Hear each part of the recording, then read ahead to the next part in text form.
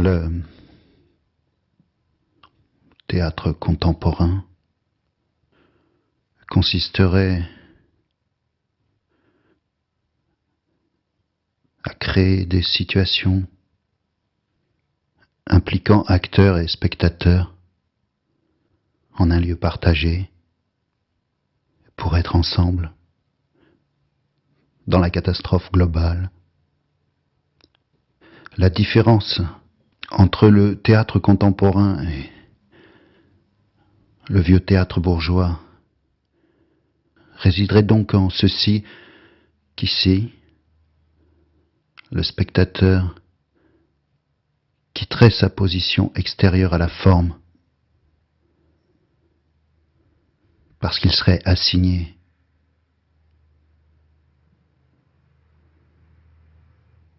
de manière à devenir partie intégrante de la forme.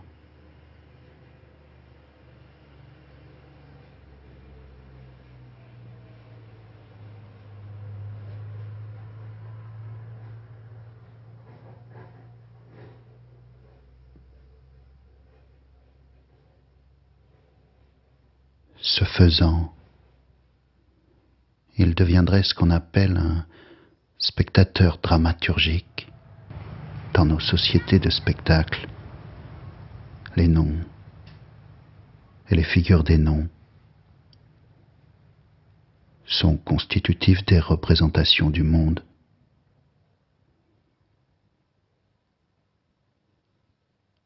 Les représentations du monde se substituent au réel du monde.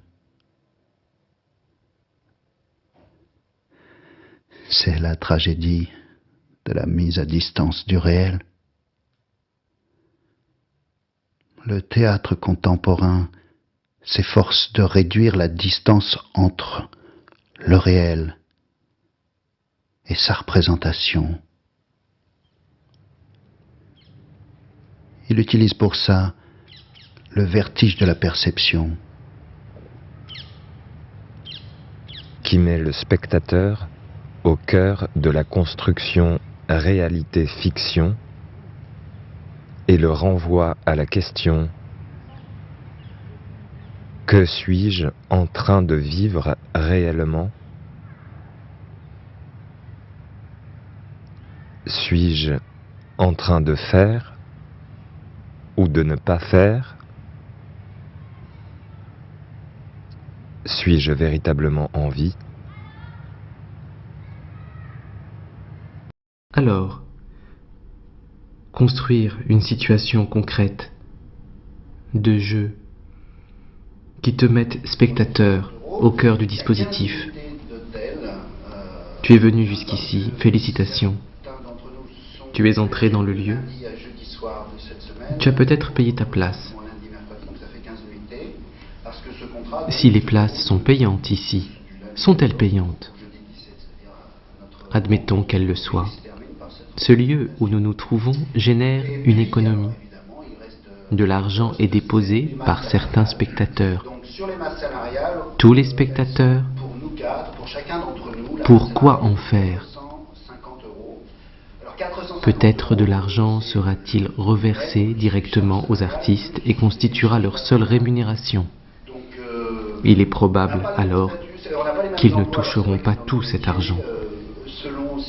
Si les artistes sont rémunérés sous forme d'un cachet, il faudra déduire l'ensemble des charges sociales, salariales et patronales, et le coût de gestion administrative sera retenu par la structure qui accueille le spectacle. Si tout est fait de la main à la main, pas de cachet, que du black, on est dans l'illégalité.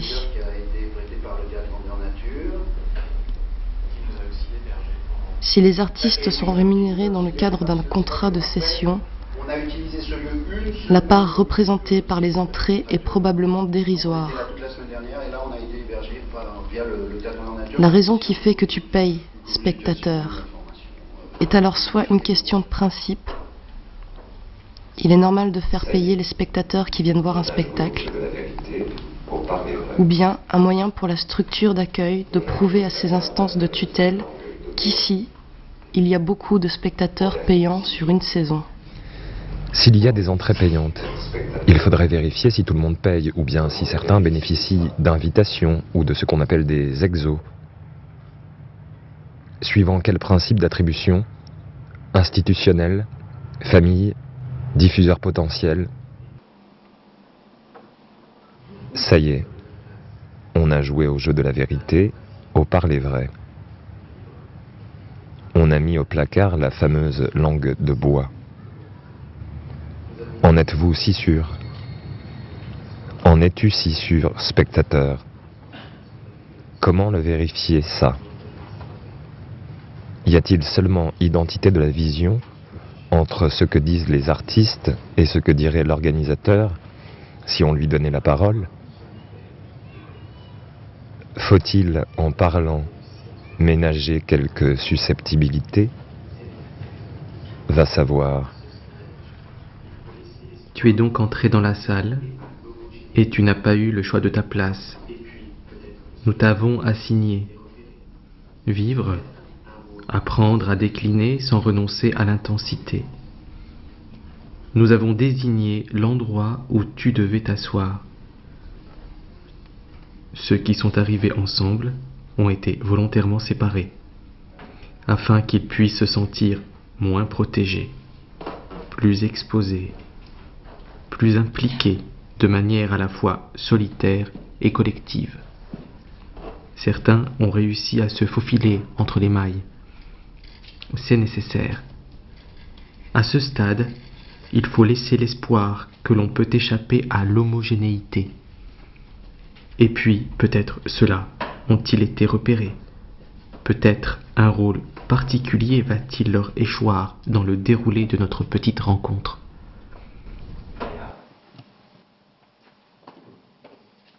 L'amour est un rapport des corps qui échappe à la simple mécanique du plaisir. Il poétise l'autre en l'érotisant. Il construit un itinéraire d'intensité. L'amour est un champ d'expérience, un terrain d'invention sensuelle. Dépasser l'amour, c'est généraliser son mouvement sensuel à tous les secteurs de la vie. La catastrophe est bénéfique. Elle marque la fin de toute logique d'exclusion. On ne peut plus être que dans l'inclusion. L'exclusion a perdu tout son sens. Le bignon haut. Toi, le tout petit enfant qui voit dans la maison. Passer les poussières. Danser sans en chercher la raison. On dit que l'amour est un stade pré-révolutionnaire. Soit. Mais la question est, faut-il passer au stade révolutionnaire? Mais enfin, que faites-vous la nuit? Madame Feltin, la nuit je filme les papillons. C'est Monsieur Kramer, le père de Camille Kramer, qui a acheté le premier une maison au Bignon Haut. Ne vous approchez pas de ça, Boris c'était pas un homme bien. Ne vous approchez pas de ça, Boris c'était pas un homme bien. Je peux pas vous en dire plus. Il s'est fâché avec mon oncle pour une histoire de semences de pommes de terre. Il mangeait le midi chez mon oncle. Pour le soir, il m'achetait à moi.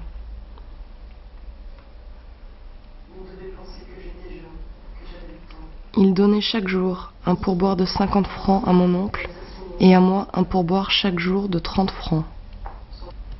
L'homme et la femme allaient. L'homme et la femme allaient par le même chemin. La maison, c'est facile à trouver.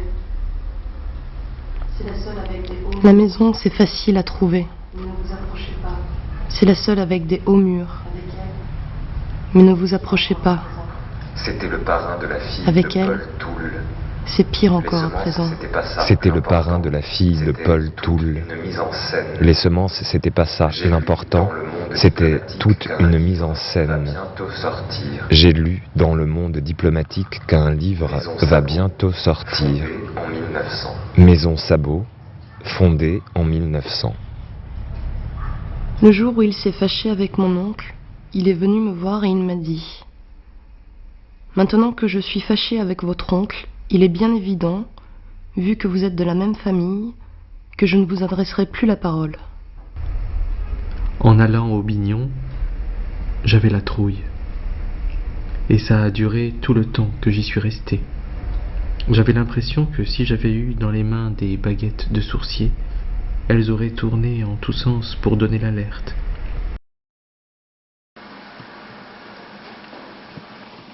Alors Madame Sabot, en fait nous sommes dans une bouchère, et pourtant ce qu'on voit ici ce sont des pommes de terre.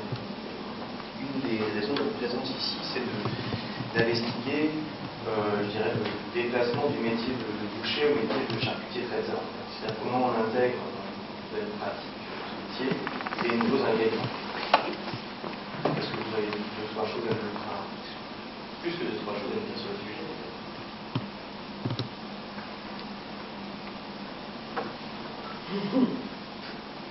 Par exemple, les champignons à la grecque. On intègre des champignons, ça pose pas mal de questions. Ce ne sont pas des plats qui sont traditionnellement traités par la boucherie. Je ne suis pas bouchère. Justement, on peut comprendre comment vous êtes passé de la boucherie, finalement, vous travaillez de la viande, vous travaillez d'autres produits. L'autre jour, avec Maya et Chili, excuse-moi, j'étais donc avec eux et j'étais à la place, bon, je dis toujours le nom là, à côté. À la place du Codet, voilà. Donc juste là-haut, là.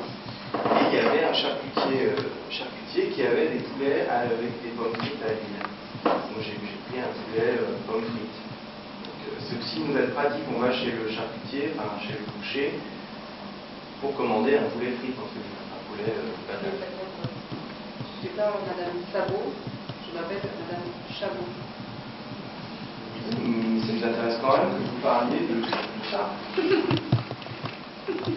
cette situation professionnelle. Je pense que même la France, à travers les médias, la France peut être... Bien souvent, on se trouve démuni face à des phénomènes de la vie. Mon médecin généraliste m'a dit l'autre jour que la quasi-totalité des femmes qui atteignent la ménopause, quasi-totalité, il y a donc des exceptions. C'est marrant comme il y a toujours des exceptions. Pas possible d'accéder à la complète homogénéité. La quasi-totalité des femmes qui atteignent la ménopause, donc, ne deviennent plus humides, mouillées, au niveau de leur sexe.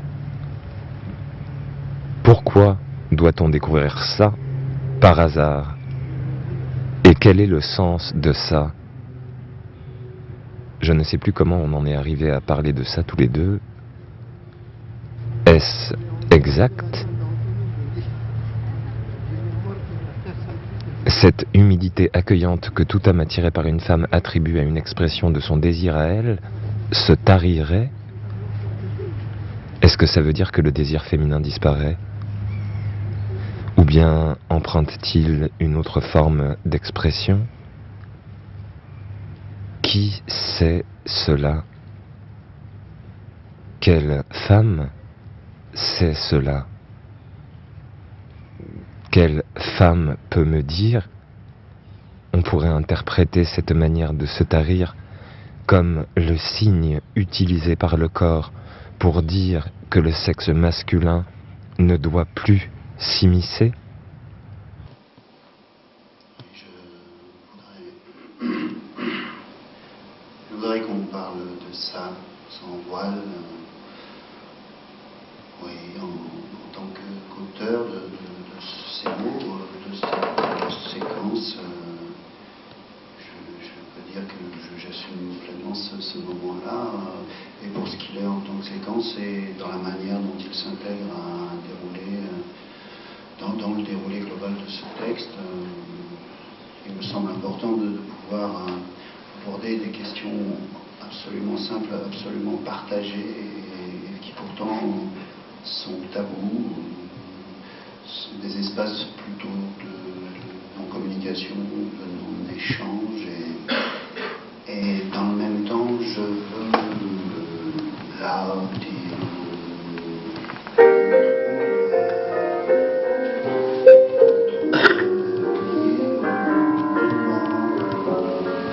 j'ai vécu zéro représentation. Avec lui, tout est merveilleux. Avec lui, la vie est un jeu. Et main dans la main, nous allons en nous moquant du lendemain. Si loin, avec lui, pas de souci d'argent. Il n'y a rien, nous sommes riches pour autant. Nous avons Paris pour nous deux, c'est la cité des amoureux. Il me dit des mots qu'on n'avait jamais dit. Avec lui c'est simple, c'est moi la plus jolie, la plus jolie. Avec lui, j'irai n'importe où. Avec lui, le bonheur c'est partout. Je refuserai même le paradis s'il fallait y aller sans lui. S'il fallait y aller sans lui.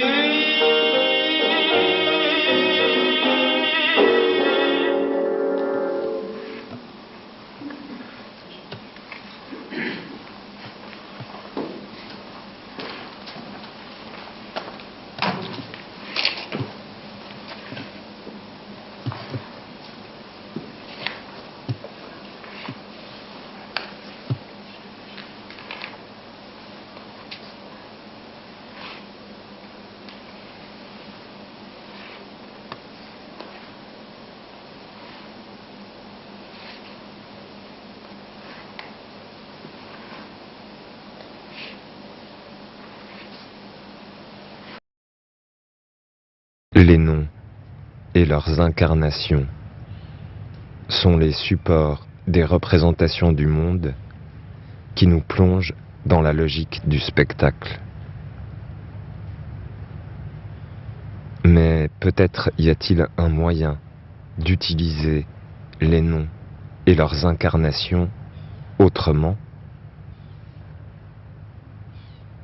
Si l'on se défait complètement d'eux, il ne reste alors que des articulations d'idées, des formes d'abstraction, des faits désincarnés. On échappe à toute donnée affective, mais l'on se retrouve devant des lettres mortes. Si les noms et leurs incarnations sont posés comme balises, forces d'action qui sont autant d'expressions concrètes d'idées et théories, alors ils échappent à une dimension purement spectaculaire et deviennent autant d'interfaces, de zones d'accès érotique au réel. Les noms et incarnations peuvent agir comme des boîtes de Pandore.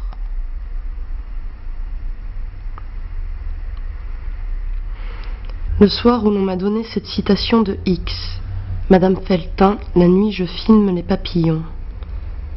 J'ai dormi dans un hôtel à Issoire, et dans la salle de bain, il y avait une savonnette emballée dans un sachet hermétique. Sur ce sachet se trouvait le dessin d'un papillon bleu-noir, comme un papillon de nuit. Je l'ai conservé. L'ouvrir ouvrirait la boîte de Pandore. Vert. Et ce qui en sortirait serait peut-être abominable. Il faut se passer des noms et conserver l'incarnation. Ou bien alors inventer des noms, ou utiliser de faux noms et garder des traces. Quand on perd un ami, c'est peut-être qu'il dort.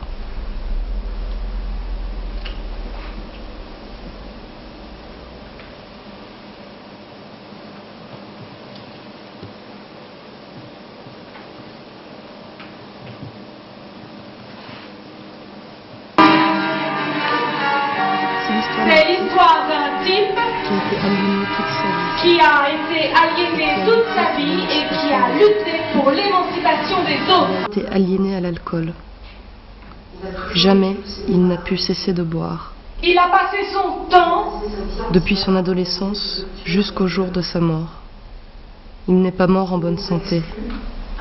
Il est mort d'alcool. Vivre, c'était pour lui pratiquer l'épuration, au nom de sa propre subjectivité, et pour le bien de l'humanité. Il ne faut pas juger. On peut s'en passer car il n'était pas homme d'État, et n'a donc pas pu passer qui que ce soit par les armes. Il n'a pas pu directement enfermer dans ses geôles, mais on l'aimait. Il était un attracteur étrange. On avait envie d'être près de lui.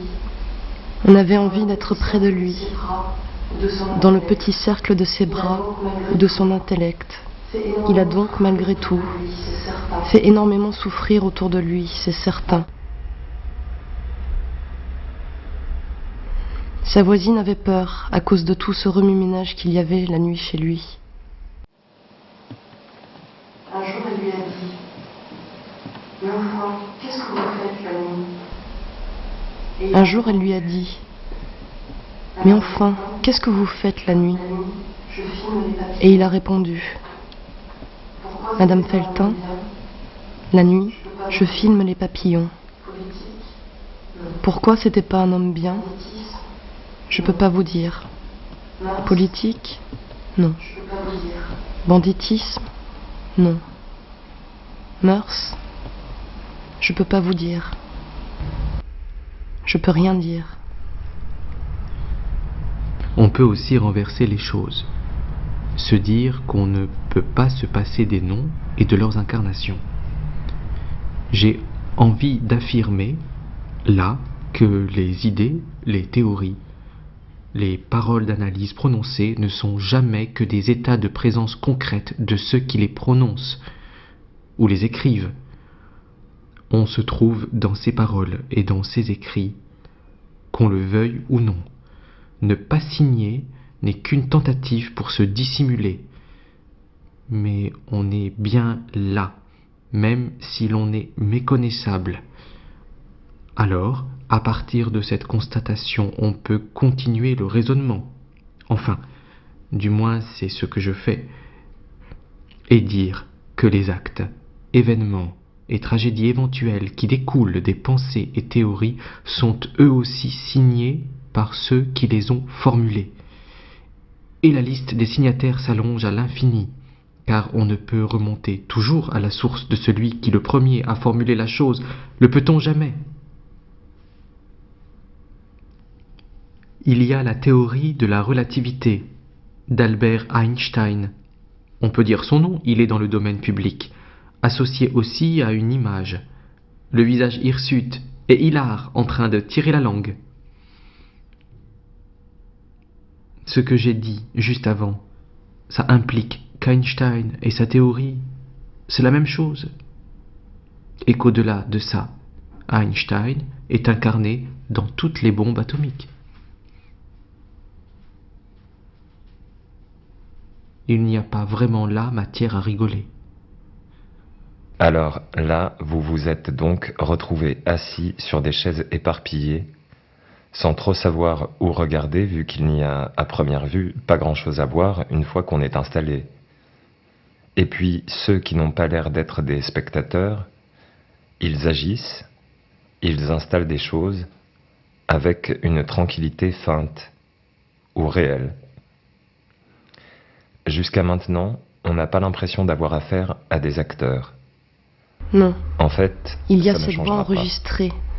C'est un Et bien spectacle entendu, dans ce qu'elle lequel décrit on rappelle ce essaye qui que se les passe. acteurs n'aient pas l'air d'acteurs. Mais ça le rappelle seulement. Pour ça, on n'a pas Parce pris que dans les des faits acteurs réels, professionnels, même ce si qui se c'est tous passe des gens depuis du le métier. début ne correspond pas Oui, exactement ça à ce nous qui est paraissait dit. important puisque le but, c'est qu'on arrête de te manipuler, qu'on te permette d'abandonner ta position habituelle de passivité.